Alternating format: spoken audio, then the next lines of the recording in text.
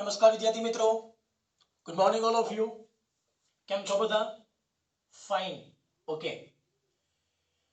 છેલ્લે આપણે ધોરણ 11 ની અંદર પ્રકરણ નંબર 7 માં આઈ થિંક 2 લેક્ચર જોઈ ગયા હતા, હા કે ના? એમાં આપણે એક કન્સેપ્ટ આવી ગયો તો દ્રવ્યમાન કેન્દ્ર. તો દ્રવ્યમાન કેન્દ્ર કોને કીધું હતું આપણે? કે કોઈ પદાર્થ હોય, સમગ્ર પદાર્થનું દ્રવ્યમાન જે બિંદુ પાસે કેન્દ્રિત થયેલું હોય, સમગ્ર પદાર્થનું દ્રવ્યમાન જે બિંદુ પાસે કેન્દ્રિત થયેલું હોય અને સમગ્ર પદાર્થ પર લાગતા બળો જાણે કે તે કેન્દ્ર પર લાગતા હોય તો તે કેન્દ્રને શું કહેવાય છે? દ્રવ્યમાન કેન્દ્ર. હા કે ના? ઠીક છે ને? इति विशेष एक स्टेप આગળ જઈએ, દ્રવ્યમાન કેન્દ્રથી આગળ જઈએ તો એક નવો કન્સેપ્ટ આવે છે કે દ્રવ્યમાન કેન્દ્રની ગતિ કેવી હશે.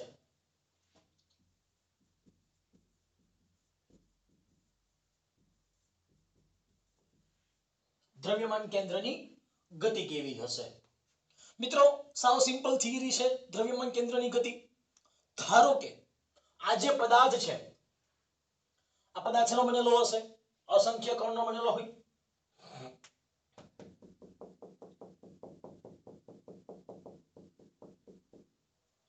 જો પદાર્થ અસંખ્ય કણનો બનેલો હોય તો દરેક આપેલ પદાર્થ, દ્રઢ પદાર્થ જો અસંખ્ય કણનો બનેલો હોય, n જેટલા કણનો બનેલો હોય તો દરેકે દરેક કણનું દ્રવ્યમાન ધારો કે કેટલું છે? m1 m2 m3 dot dot dot dot dot mn. દરેક કણોના સ્થાન દ્રવ્યમાન કેન્દ્રથી અનુક્રમે r1 r2 r3 dot dot dot dot rn છે. તો લખી શકાય દરેક કણના દ્રવ્યમાન ધારો કે કેટલા હોય? m1 m2 m3 dot dot dot mn અને દ્રવ્યમાન કેન્દ્રની સાપેક્ષે દરેક કણના સ્થાન સદિશ કેટલા છે?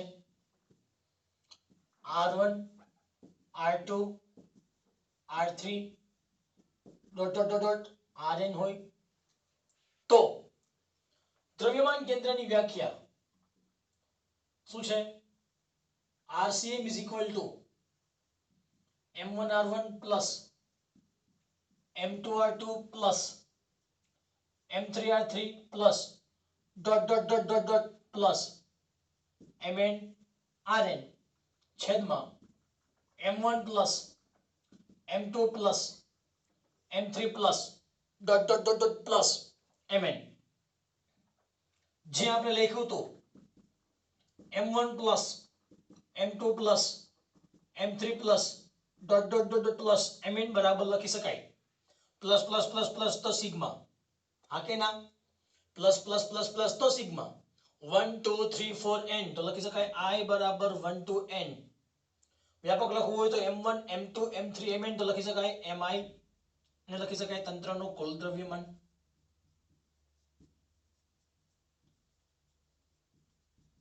હા કે ના?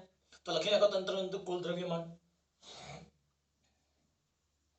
RCM is equal to m1 r1 plus m2 r2 plus m3 r3 plus dot dot dot dot dot dot plus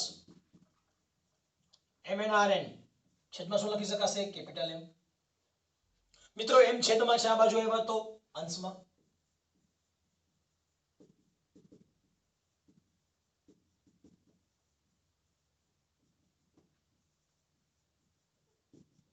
dot dot dot dot dot dot. આને કહી દઈએ મિત્રો સમીકરણ નંબર 1. શું કહી દઈએ આને? સમીકરણ નંબર 1 કહી દઈએ. હવે જો પ્રશ્ન શું છે? દ્રવ્યમાન કેન્દ્રની મારે ગતિ કરાવી છે. જો મારે દ્રવ્યમાન કેન્દ્રની ગતિ કરાવીશ તો આપેલ કેન્દ્ર ગતિ કરશે એનો મતલબ આખો પદાર્થ એક ગતિ કરતો હશે. હું ગતિની માત્ર અહીંયા વાતચીત કરું છું, શુદ્ધ સ્થાનાંતરણીય ગતિ. કઈ ગતિની વાતચીત કરું છું?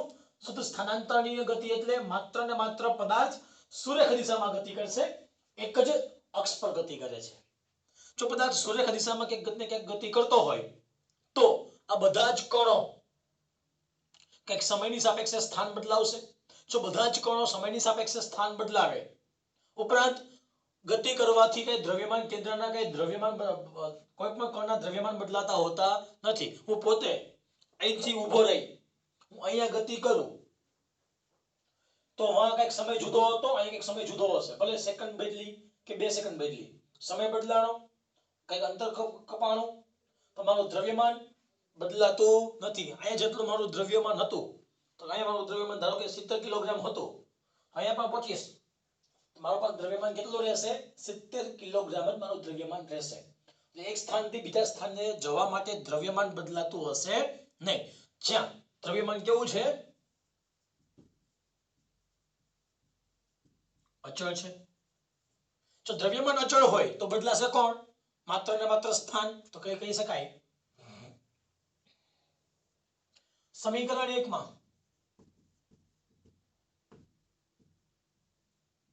દ્રઢ પદાર્થની ગતિ દરમિયાન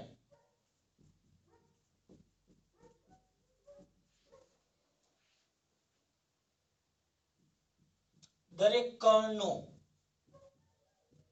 સ્થાન બદલાતું હોવાથી ટી ની સાપેક્ષે શું લઈ લઈએ? વિકલન લેતા. જો હું સમયની સાપેક્ષે વિકલન લઈ લઉં તો લખી શકાશે m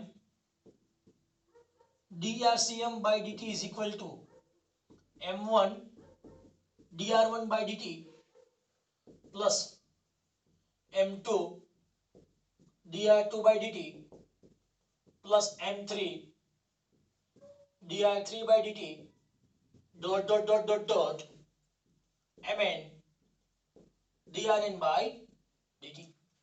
મીન્સ બધા કણ શું કરશે? સમય સાથે કઈક સ્થાન બદલાવશે. બધા જ કણ જો સમય સાથે સ્થાન બદલાવતા હોય તો મારે સમય સાપેક્ષે શું લેવું પડે? વિકલન. જ્યાં વેગ શું લખી શકાય? અંતર ભાગ્યા સમય.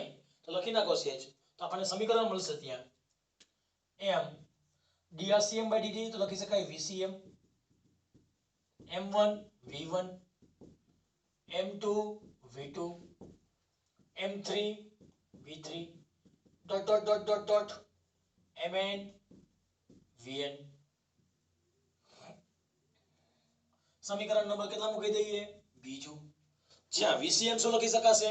vcm લખી શકાશે દ્રવ્યમાન કેન્દ્રનો વેગ. vcm શું લખી શકાશે? દ્રવ્યમાન કેન્દ્રનો વેગ. ક્લિયર? ઇથી વિશે સાથે વાતચીત કરીએ. જ્યારે પદાર્થને ગતિ કરાવવામાં આવે છે ત્યારે પદાર્થ ગતિ કરશે ત્યારે આપેલ પદાર્થ એક સરખા સમયગાળામાં એક સરખું અંતર કાપતું હશે નહીં. આપેલ પદાર્થ જો એક સરખા સમયગાળામાં એક સરખું અંતર ન કાપતો હોય તો એનો વેગ અચળ કહી શકાય નહીં. તો શું આવશે? પ્રવેગ. જો પદાર્થનો વેગ અચળ નથી તો પદાર્થની અંદર રહેલા દરેકે દરેક કણનો પણ વેગ અચળ હોઈ શકે નહીં. જો દરેકે દરેક કણનો પણ વેગ અચળ ન હોય તો મારે શું શોધવું પડે? પ્રવેગ શોધવો પડે. તો લખો પહેલા સેજ આપેલ સમીકરણ 2 માં વેગ v નું સમય t ની સાપેક્ષે વિકલન લેતા. જો આપેલ સમીકરણમાં વેગનું v ની સાપેક્ષે v નું t ની સાપેક્ષે વિકલન લઈ લઉં શું મળશે આપણને? પ્રવેગ. કરોજી ફરીથી અહીંયા m dvcm by dt is equal to m1 d1 by dt plus m2 dv2 by dt plus m3 dv3 by dt plus dot dot dot dot dot plus mn dvn by dt. જ્યાં પ્રવેગ શું લખી શકાશે? પ્રવેગ લખી શકાશે a બરાબર dv by dt. મૂકી દો કિંમત અહીંયા. લખી શકાય m acm is equal to m1 a1 plus m2 a2 plus m3 a3 plus dot dot dot dot dot plus mn n તો આ જે સમીકરણ મળે છે, જ્યાં આપેલ સમીકરણ 3 ની અંદર મળતું એસીએમ કહેવાશે દ્રવ્યમાન કેન્દ્રનો પ્રવેગ. દ્રવ્યમાન કેન્દ્રનો પ્રવેગ. તો પ્રશ્ન એ થાય કે ઘટ પદાર્થ ગતિ કરે છે, ગતિ કરશે તો સ્થાનાંતર કરવાથી કંઈક વેગ પણ બદલાશે અને પ્રવેગ પણ બદલાશે. તો મુદત પ્રવેગ પદાર્થની ગતિ થઈ ક્યાંથી? તો ન્યૂટનની ગતિનો પહેલો નિયમ હતો, જો કોઈ પદાર્થ પર બાહ્ય બળ આપવામાં ન આવે, જો કોઈ પદાર્થ પર બાહ્ય બળ આપવામાં ન આવે તો સ્થિર પદાર્થ હોય તો સ્થિર રહેવાનો પ્રયત્ન કરશે અને ગતિમાન પદાર્થ હોય તો તે ગતિ અચળ જાળવી રાખે. અહીંયા પદાર્થ ગતિ કરે છે, વેગ બદલાય છે, પ્રવેગ બદલાય છે, એનો મતલબ તમે કઈ પદાર્થ ઉપર બાહ્ય બળ આપતા હોવા જોઈએ. જો તમે પદાર્થ પર બાહ્ય બળ આપતા હોય તો લખી શકાય જ્યાં બળ બરાબર m into a. તો લખી નાખો છે સમીકરણ. લખી શકાય F is equal to F1 plus F2 plus F3 plus dot dot dot dot dot plus Fn. સમીકરણ નંબર 4. તો આપણને અહીંયા શું મળે છે? દરેક કણ પર લાગતા, અહીંયા કણ પર લાગતું બળ F1, અહીંયા કણ પર લાગતું બળ F2, અહીંયા કણ પર લાગતું બળ F3, અહીંયા લાગતું બળ F4, F5, F6, F7, F8. તો બધા જ કણ પર લાગતા સ્વતંત્ર બળોનો, બધા જ કણ પર લાગતા સ્વતંત્ર બળોનો જો બેઝિક સરવાળો કરવા દેવામાં આવે, શું કરવામાં આવે? બેઝિક સરવાળો કરવા દેવામાં આવશે અથવા કહેવાય સદિશ સરવાળો કરવા દેવામાં આવે તો આપણને શું મળશે? તંત્રનું કુલ બળ મળશે. જો તંત્રનું કુલ બળ મળશે એ કેટલું હોય? પદાર્થના કુલ દ્રવ્યમાન અને પદાર્થના દ્રવ્યમાન કેન્દ્રનો પ્રવેગ ના ગુણાકાર જેટલું હોય છે. તો તંત્ર પર લાગતા દરેકે દરેક કણ પર લાગતા બળોનો જો સદિશ સરવાળો કરવા દેવામાં આવે ત્યારે મળતું કુલ તંત્રનું બળ એ તંત્રના કુલ દ્રવ્યમાન m અને તંત્રના દ્રવ્યમાન કેન્દ્રના પ્રવેગ ના ગુણાકાર જેટલું હોય છે. ચલો મિત્રો, બીજો પ્રશ્ન આપણને એ થાય, અહીંયા શું મળ્યું? આપણને બળ મળ્યું. તો એ બળ કયું છે? આંતરિક બળ છે કે બાહ્ય બળ છે? મને હજી ખબર નથી. ક્લિયર છે? જો એ કન્સેપ્ટ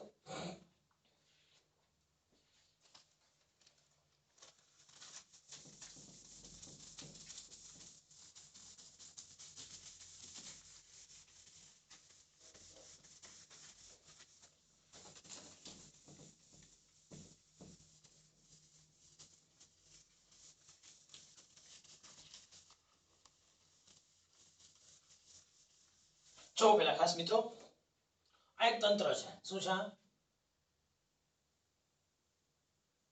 આ એક તંત્ર છે. તંત્રમાં કણ કેટલા આવેલા છે? 2. તંત્રમાં કણ કેટલા આવેલા છે?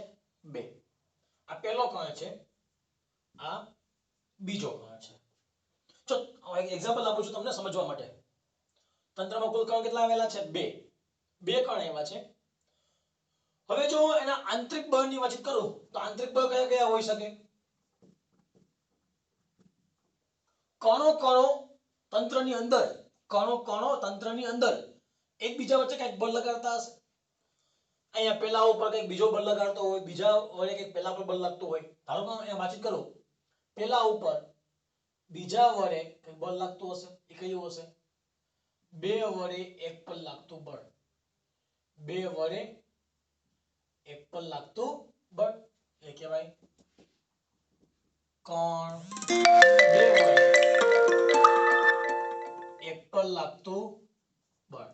કણ 2 વડે 1 પર લાગતું બળ. એવી રીતે F2 શું કહી શકાશે? કણ 1 વડે 2 પર લાગતું બળ. કણ 1 વડે 2 પર લાગતું બળ એ કેવું કહેવાશે? અહીંયા 1 વડે 2 પર લાગતું બળ. તો 1 વડે 2 પર લાગતું બળ અને 2 વડે 1 પર લાગતું બળ ન્યૂટનની ગતિનો ત્રીજો નિયમ. ન્યૂટનની ગતિનો ત્રીજો નિયમ. આઘાત અને પ્રત્યાઘાત. આઘાત અને પ્રત્યાઘાત સમાન મૂલ્યના પરસ્પર વિરુદ્ધ દિશાના હોય. મતલબ કેવા છે? F12 બરાબર શું લખી શકાય? -F21 લખી શકાય. આઘાત અને પ્રત્યાઘાત સમાન મૂલ્યના પરસ્પર વિરુદ્ધ દિશાના છે. એનો મતલબ માઈનસ ચાર બાજુ એવા તો શું કહેવાશે? પ્લસ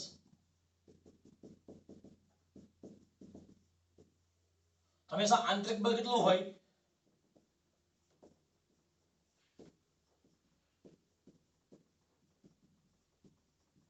તો તંત્રનું જ્યારે કોઈ આંતરિક બળનો જો ઉલ્લેખ કરવા દેવામાં આવે તો તંત્રનો કુલ આંતરિક બળ હંમેશા કેટલું હશે? 0 હશે. આ નામ આપી દઉં F1. હવે ધ્યાન આપજો ખાસ. અહીંયા તંત્ર પર લાગતા બીજા બાહ્ય બળ લઈએ. ધારો કે અહીંયા બળ કેવું લાગે છે?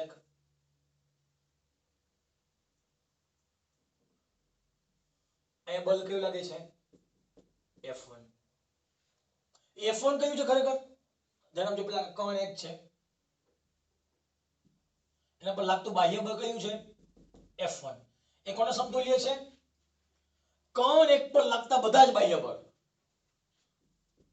કણ એક પર લાગતા બધા જ બળોનું સમતુલ્ય. કણ એક પર લાગતા બાહ્ય બધા જ બળો. ત્યાં ઘર્ષણ બળ પણ હોઈ શકે, ત્યાં અવરોધક બળ પણ હોઈ શકે, ત્યાં ગતિ અવરોધક બળ પણ હોઈ શકે, હવા અવરોધક બળ પણ હોઈ શકે, ઘર્ષણ બળ પણ હોઈ શકે, શ્યાનતા બળ પણ હોઈ શકે, પુનઃસ્થાપક બળ પણ હોઈ શકે. તો અહીંયા F1 જે છે એ કોનું મિશ્રણ હશે? એક કરતા વધારે બળનું મિશ્રણ હોય. એવી રીતે અહીંયા શું આવશે? તો આ શું છે? F2. તો F2 શું હશે? F2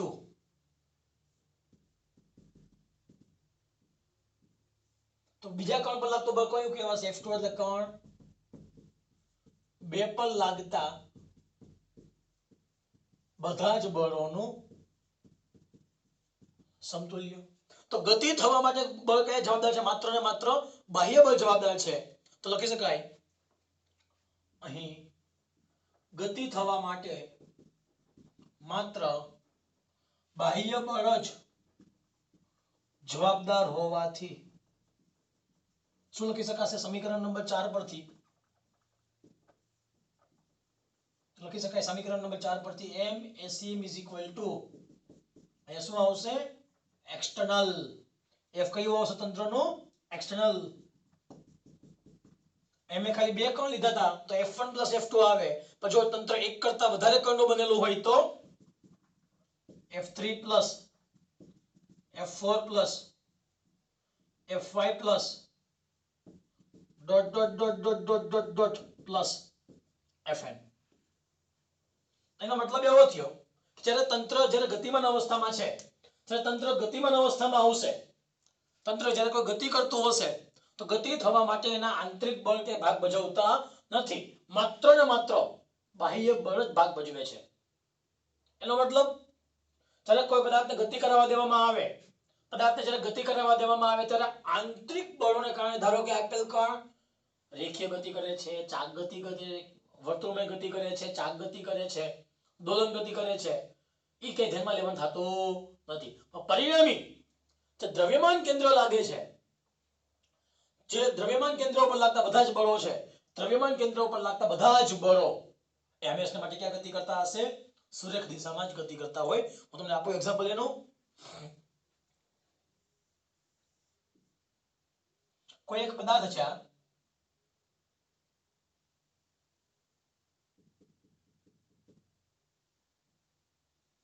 આ પદાર્થનું દ્રવ્યમાન કેન્દ્ર છે. આ શું છે? દ્રવ્યમાન કેન્દ્ર કહી દઉં છું, CM. એ પદાર્થ કંઈક ગતિ કરે છે.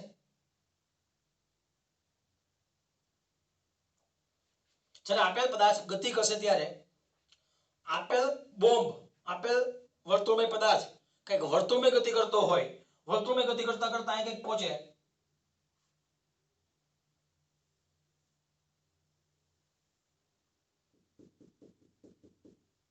બધા જ કણો કદાચ વર્તુળમય ગતિ કરતા હોય, બધા જ કણો કંઈક વર્તુળમય ગતિ કરતા હોય, પણ દ્રવ્યમાન કેન્દ્ર કે વર્તુળમય ગતિ કરતું હશે નહીં.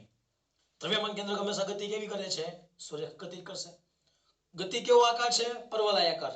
જો કોઈ પદાર્થને પરવલયાકારમાં ગતિ કરાવવા દેવામાં આવે ત્યારે પણ દ્રવ્યમાન કેન્દ્ર તો એની હંમેશા સુરેખ દિશામાં જ આગળ વધતું હોય. બધા જ કણો બરાબર અહીંયા વર્તુળમાં ગતિ કરતા હોય, અથવા ચાક ગતિ કરતા હોય, અથવા દોલન ગતિ કરતા હોય, પણ દ્રવ્યમાન કેન્દ્ર અહીંયા હંમેશા માટે એ ગતિ કેવી કરતો હશે? સુરેખ ગતિ જ કરતો હશે. એનો મતલબ આજે ચાક ગતિ કરતા હશે, દોલન ગતિ કરતા હશે, એનો મતલબ એ ચાક ગતિ કરવા માટે બળ, આંતરિક બળ જવાબદાર હોઈ શકે. દોલન ગતિ કરવા માટે બળ, આંતરિક બળ જવાબદાર હોઈ શકે, પણ તંત્રનું સમગ્ર આંતરિક બળ કેટલું થાય? હંમેશા માટે 0 થાય. તો ગતિ માટે આપણે આંતરિક બળને કે સમાવેશ કરતા નથી, માત્ર ને માત્ર બાહ્ય બળનો જ સમાવેશ કરીએ છીએ. માટે કહી શકાય આપેલ પદાર્થને જ્યારે પરવલયાકાર ગતિ કરવા દેવામાં આવે ત્યારે જાણે કે તંત્રનું સમગ્ર દ્રવ્યમાન કોઈ એક કેન્દ્ર પાસે કેન્દ્રિત થયેલું હોય અને તંત્ર પર લાગતા બધા જ બળો જાણે કે તેના દ્રવ્યમાન કેન્દ્ર ઉપર લાગતા હોય તે રીતે ગતિકારી પદાર્થ ગતિમાં સ્થાનાંતરણીય રીતે આગળ વધશે. ક્લિયર? તો સાવ સિમ્પલ ટોપિક હતો.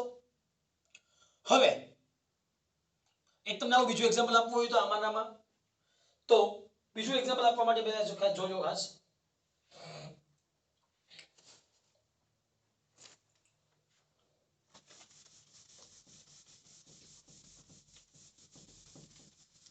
એક નવી થિયરી લઈ લો. આમાં જ એક્ઝામ્પલ આપવા માટે જ નવી થિયરી આવે છે તંત્રનો રેખીય વેગમાન, દ્રવ્યમાન કેન્દ્રનું રેખીય વેગમાન.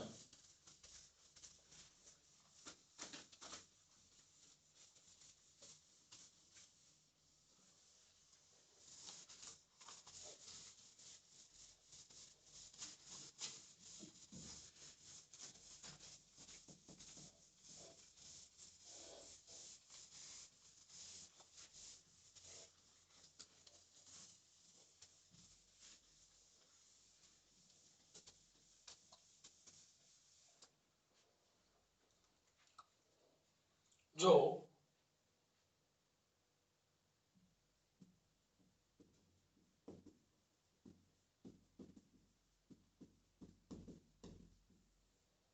રેખીય વેગમાન, તો પહેલા આપણને એ ખબર હોવી જોઈએ વેગમાનની વ્યાખ્યા શું છે. વેગમાન p બરાબર m into v. વેગમાન p બરાબર m into v એટલે કહેવાય દળ અને વેગના ગુણાકારને વેગમાન કહેવાય. વેગમાન રાશિ કેવી છે? સદિશ. વેગમાન રાશિ સદિશ હોય તો લખવું પડે m into v. પણ m એ અદિશ રાશિ છે, v એ સદિશ રાશિ છે. તમે આપમાં વસ્તુ જોઈ ગયા હતા.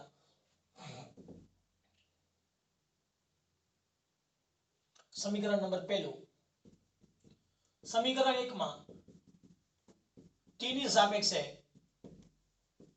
વિકલન લેતા, સમીકરણ 1 માં t ની સાપેક્ષે વિકલન લઈ લો તો લખી શકાય dp by dt is equal to m dv by dt. તો dv by dt ને કહેવાય પ્રવેગ a. પ્રવેગ a લખી શકાય m into a બરાબર લખી શકાય f. તો એ આપણને મળશે ન્યૂટનની ગતિનો બીજો નિયમ, f બરાબર m into a બરાબર m dv by dt is equal to dp by dt. એનો મતલબ કહેવાય વેગમાનમાં સમય સાપેક્ષે થતા ફેરફારને બળ કહેવામાં આવે છે. તો બળની વ્યાખ્યા શું કહેવાય? વેગમાનમાં થતા ફેરફારનો સમય દર. વેગમાનમાં થતા ફેરફારનો સમય દર શું કહેવામાં આવે છે? બળનું મૂલ્ય કહેવામાં આવે છે. જો આ જ કન્સેપ્ટનો ઉપયોગ કરી વાતચીત કરતા હતા અમે દ્રવ્યમાન કેન્દ્રનો વેગ. વ્યાખ્યા શું હતી? m vcm is equal to m1 v1 plus m2 v2 plus m3 v3 plus dot dot dot dot dot plus mn vn. જ્યાં p બરાબર શું કહેવાય? વેગમાન બરાબર m into v. તો વેગમાન શું મળશે આપણને? Cm is equal to p1 plus p2 plus p3 plus dot dot dot dot dot plus pn. તો આપણને દ્રવ્યમાન કેન્દ્રનો વેગમાન આપણને મળશે દ્રવ્યમાન કેન્દ્રનો વેગમાન pcm is equal to p1 plus p2 plus p3 plus dot dot dot dot plus pn. Clear? તો આપણને સૂત્ર મળી ગયું વેગમાનનું. આ ધ્યાન આપજો ખાસ. આ સમીકરણ નંબર કહી દઈએ બીજું, સમીકરણ નંબર કહી દઈએ ત્રીજું. હવે ધ્યાન આપજો ખાસ. જો આ બળ કયું હશે? એક્સટર્નલ. જો તંત્ર પર લાગતું બાહ્ય બળ કેટલું હોય 0 હોય તો સમીકરણ નંબર 2 પરથી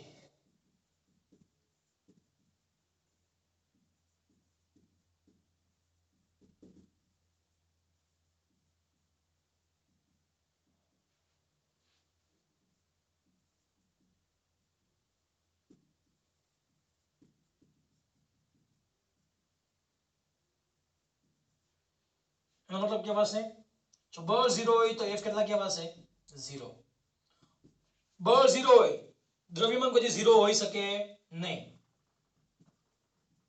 અંતરનું દ્રવ્યમાન કદી 0 હોઈ શકે નહીં માટે કહી શકાય દ્રવ્યમાન 0 નથી તો લખી શકાય પ્રવેગ કેટલો કહેવાશે 0 પ્રવેગ 0 જેનો મતલબ કોઈ પણ પદાર્થનું વિકલન 0 તો લખી શકાય a બરાબર dv/dt છે a બરાબર dv/dt છે તો a 0 તો કોનું વિકલન 0 થાય અચળ પદનું વિકલન 0 થાય તો v કેવા હશે અચળ તો લખી શકાય વેગ કેવો હશે અચળ હશે વેગ અચળ હોય તો વેગમાન પણ કેટલો થશે અચળ જ થાય બળ 0 છે તો બળ 0 તો કોનું વિકલન 0 તો p નું વિકલન કેવું થાય છે 0 થાય છે જો p નું વિકલન 0 થાય છે તો p કેવા હશે અચળ પદનું વિકલન હંમેશા 0 થાય અચળ પદનું વિકલન હંમેશા 0 થાય f 0 છે તો p કેવા હશે અચળ તો વેગમાન કેવા થઈ ગયા અચળ તો મેં હમણાં તમને લાઈવ હતું લાસ્ટ ટાઈમ એક્ઝામ્પલ હમણાં એક્ઝામ્પલ કેવું હતું જોઈએ તો આપણે હમણાં પહેલું એક્ઝામ્પલ ધારો કે આ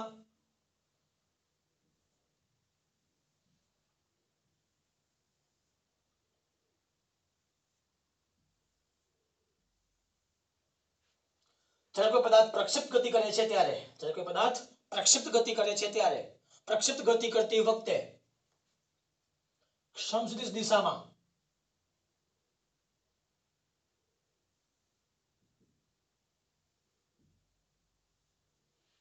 તો સમક્ષ દિશામાં વેગનું મૂલ્ય કેવું હશે અચળ હા શિરોગમ દિશામાં પ્રવેગનું વેગનું મૂલ્ય બદલાશે હું માત્ર વાતચીત કરું છું સમક્ષ દિશામાં વાતચીત કરું છું સમક્ષ દિશામાં એટલે કેવા હશે સુરેખ પથ પર તો સુરેખ પથ પર વેગના મૂલ્ય કેવા હશે બધી જગ્યાએ સરખા એ સમયે આ બધા જે જુદા જુદા કણો છે એ જુદા જુદા કણોનો વેગ બદલાતો હશે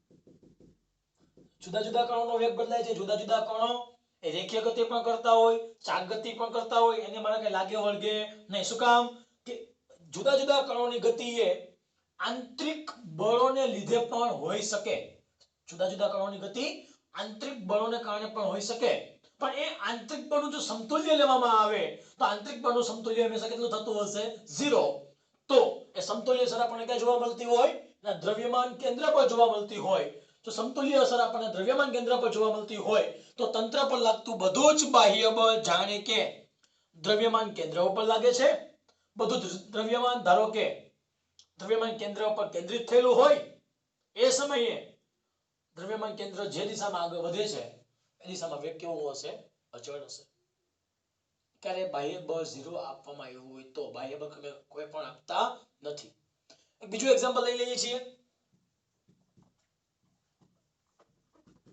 રેડિયો એક્ટિવિટી ઉત્સર્જન માટે વાત છે એક્ઝામ્પલ ધારો કે કોઈ એક લઉં છું યુરેનિયમ શું લઉં છું યુરેનિયમ 92,235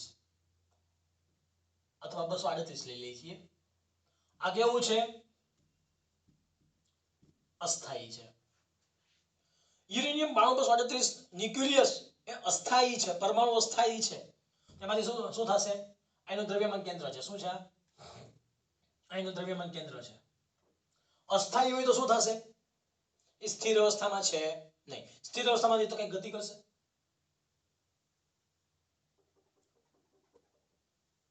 એમાંથી બે ટુકડા થાય છે પહેલો ટુકડો આલ્ફા કણ છે આલ્ફા કણને લખી શકાય હિલિયમ 2 4 તો આ બનશે રેડિયમ થોરિયમ 90-234 બે ટુકડા થાય છે આ આલ્ફા કણ છે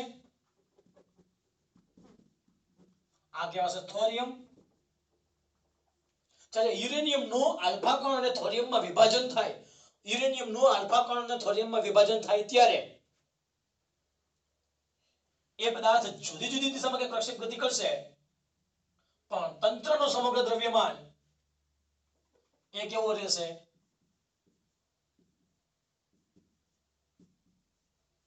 સુરેખ દિશામાં જ ગતિ કરે છે દ્રવ્યમાન કેન્દ્ર દિશા બદલાવતું નથી હા પદાર્થના જુદા જુદા દિશામાં વિભાજન થવાથી પદાર્થના બે જુદા જુદા ટુકડામાં વિભાજન થવાથી બંને ટુકડાની દિશા બદલાશે પણ જો બંને ટુકડા પાછા ભેગા કરી દેવામાં આવે આનું દ્રવ્યમાન કેન્દ્ર લ્યો આનું દ્રવ્યમાન કેન્દ્ર લ્યો અને બંનેના દ્રવ્યમાન કેન્દ્રનો પરિણામી દ્રવ્યમાન કેન્દ્ર લ્યો તો પાછું ક્યાં મળશે જે મૂળ દ્રવ્યમાન કેન્દ્ર હતું એ જ દિશામાં આપણને જોવા મળશે ક્લિયર બીજું એક્ઝામ્પલ કોઈ સ્થિર તત્વ માટે હોય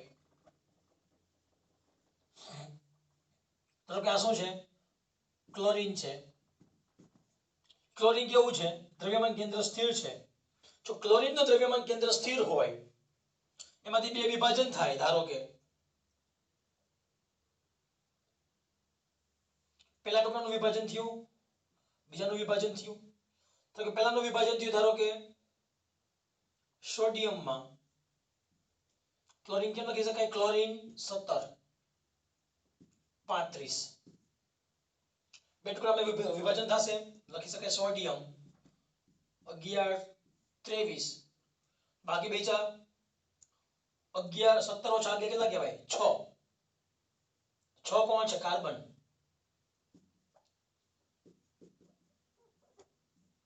જ્યારે કોઈ સ્થિર તત્વ છે આ તત્વ કેવું છે સ્થિર છે ક્લોરીન તત્વ સ્થિર હોય તેનું દ્રવ્યમાન કેન્દ્ર પણ કેવું હશે સ્થિર દ્રવ્યમાન કેન્દ્ર સ્થિર છે તો અહીંયા પર શું હશે દ્રવ્યમાન કેન્દ્ર હશે દ્રવ્યમાન કેન્દ્ર ગતિ કરશે નહીં એટલે કોઈ પણ સ્થાયી તત્વમાંથી જ્યારે બે અલગ અલગ ટુકડામાં વિભાજન થાય એ સમયે બે અલગ અલગ ટુકડા પરસ્પર વિરુદ્ધ દિશામાં ગતિ કરશે પહેલો ટુકડો ઉપર જશે બીજો ટુકડો ક્યાં જશે નીચે બંને ટુકડા અલગ અલગ દિશામાં ગતિ કરવાશે તે સમયે દ્રવ્યમાન કેન્દ્ર બદલાતું નથી આમાં તમારું શું છે એક એક્ઝામ્પલ જ છે તમને બુકની અંદર એક રેન્જોન અને એક રેડોનનું એક્ઝામ્પલ આપેલું છે આવી રીતે છે રેડિયમ અને રેન્જોન બરોબર તો એ પણ તમે એક્ઝામ્પલ આપી શકો છે એમાં કઈ ડાઉટ નથી ને ઓકે તો ટાઈમિંગ જોઈ લો છો મિત્રો પહેલા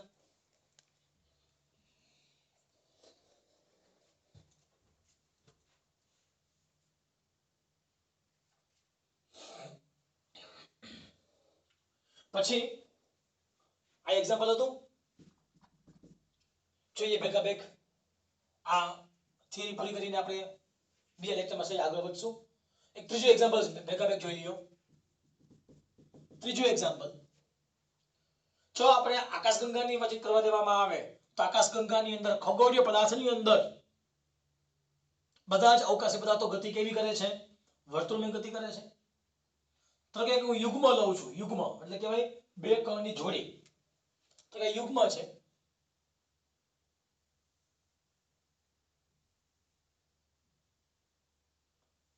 આનો વેગ v1 આનો વેગ v2 બંને વેગ કેવા છે સમાન મૂલ્યના પરસ્પર વિરુદ્ધ દિશાના હશે બંને વેગના મૂલ્ય સમાન હોય દિશા પરસ્પર વિરુદ્ધ હોય અને આમાં જ્યારે કણ અલગ અલગ દિશામાં જ્યારે આગળ ગતિ કરતા હોય ત્યારે વર્તુળમાં ગતિ કરતા કરતા ગતિ કેવી કરશે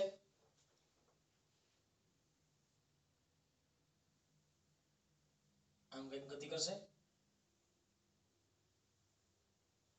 આ કે ના આ કણ અહીંયા આવ્યો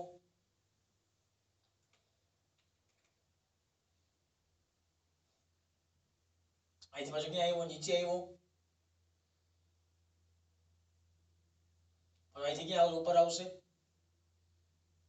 એ સમયે વેગ મૂલ્ય કેવા થશે પહેલો વેગ અને બીજો વેગ તો આવી રીતે સર્પિલ ગતિ જ્યારે કરશે સર્પિલ ગતિ કરે છે ત્યારે બંનેના વેગના મૂલ્ય કેવા છે સમાન દિશા પરસ્પર વિરુદ્ધ ખાલી ગતિ કોણ કરશે દ્રવ્યમાન કેન્દ્ર હંમેશને માટે સુરેખ દિશામાં જ આગળ વધશે. તો માત્ર તમારું એક એક્ઝામ્પલ હતું. એક્ઝામ્પલ તમે યાદ રાખો કે ના રાખો એનાથી આપણને કઈ ફેર પડતો નથી. તો તમને આ કન્સેપ્ટ ક્લિયર હોવો જોઈએ કે જ્યારે કોઈ પણ ભારે પદાર્થમાંથી બે અલગ અલગ હલકા તત્વોમાં વિભાજન થાય તો ભારે તત્વમાંથી હલકા તત્વોમાં વિભાજન કરતી વખતે દ્રવ્યમાન કેન્દ્રની ગતિ બદલાશે નહીં. દ્રવ્યમાન કેન્દ્ર એની અચળ ગતિ જાળવી રાખશે એક જ દિશામાં.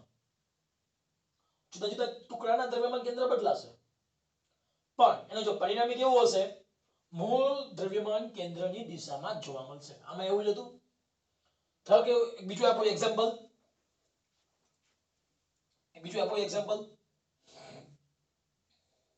એક બોમ્બ છે. શું છે? બોમ્બ છે. બોમ્બ નું દ્રવ્યમાન કેન્દ્ર આ છે. બોમ્બનું દ્રવ્યમાન કેન્દ્ર બોમ્બ ફેંક્યા પછી શું થશે? અલગ અલગ ટુકડામાં વિભાજન થશે. જો બોમ્બ વિસ્ફોટ થાય, બોમ્બનો વિસ્ફોટ થવાથી અલગ અલગ ટુકડામાં વિભાજન થશે. અલગ અલગ ટુકડામાં વિભાજન થઈ ત્યારે એક ટુકડો આમ જાય, એક ટુકડો આમ જાય, એક ટુકડો આમ જાય, એક ટુકડો આમ જાય. બોમ્બનો વિસ્ફોટ થવાથી તો આ ટુકડાનું વિભાજન થશે. ટુકડાનું વિભાજન થશે તો દરેકે દરેક ટુકડાના દ્રવ્યમાન કેન્દ્રો એ જુદી જુદી દિશામાં ભંગોળાશે. પરંતુ બધા જ ટુકડાનું જો પરિણામી લેવામાં આવે તો તે મૂળ દ્રવ્યમાન કેન્દ્રની દિશામાં જ આગળ વધશે. જો તંત્રનું પરિણામી લેવામાં આવે તો તંત્રનું પરિણામી કેન્દ્ર એ મૂળ દ્રવ્યમાન કેન્દ્રની દિશામાં જ આગળ વધતું હોય. ક્લિયર? એ બીજું એક એક્ઝામ્પલ છે બોમ્બનું, જે તમને બુકની અંદર આપેલું નથી. ક્લિયર? તો આ સાવ સિમ્પલ ટોપિક હતો. હવે એના પછીના લેક્ચરની અંદર આપણે કોણીય વેગ, તેનો રેખીય વેગ, સદિશ ગુણાકાર એના વિશે આપણે વાતચીત કરીશું. Okay, thank you very much.